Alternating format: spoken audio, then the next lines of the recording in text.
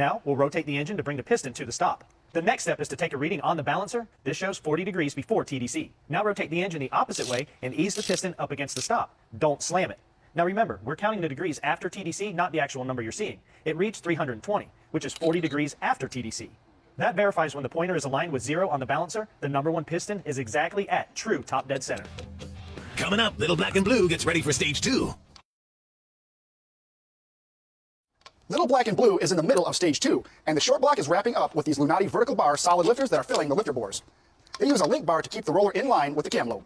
Solid roller camshafts require more spring pressure to stabilize the valve train motion at higher RPMs, and that usually means a larger diameter valve spring. Here's a look at an old versus new comparo. The hydraulic roller spring has an inch 280 diameter compared to the inch 550 diameter of the solid one. They're both dual springs.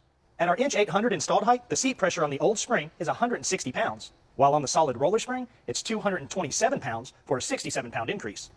Now using the new components, we'll assemble the heads. Now selecting these parts can be a little tricky, so a call into CompCam's tech line can be very helpful. For this stage, we're also raising the compression from 10.4 to 11.2, and all it's going to take is a head gasket with a thinner compressed thickness. The old gaskets we tossed out were 041 thick, and this new MLS from Chromatic is 27 thousandths thick. That's a reduction of 14 thousandths, which equals right at 3 cc's. So that's where the increase in compression comes from. The heads are ready to go back on now in their new configuration. ARP bolts are torqued to 65 foot-pounds. Here's where another parts change is happening. We're swapping out the conventional stud mount rockers for a shaft system like this. Now that's because we're going to turn this engine until it stops making power, which could be as high as 8,000 RPM, so we get Jessel a call. The one-piece rocker shaft stand fastens to the original stud's locations, and they get torqued to 60 foot-pounds. These parts affected our pushrod length, so another measurement is needed. Now they're longer due to the stand's height. 6,850 long is what we need. We also wanted the added hoop strength of a larger diameter pushrod because our open spring pressure is approaching 600 pounds. So these 3/8 ones will have less deflection than a 5/16 we ran before. Jessel sent these Sportsman Series shaft rockers that have several advantages over stud mount rockers, like reduced friction in all areas, corrects rocker geometry, and maintains last settings longer for less engine maintenance. Plus, the most important in our eyes is it stabilizes the valve train at any RPM due to their extensive engineering.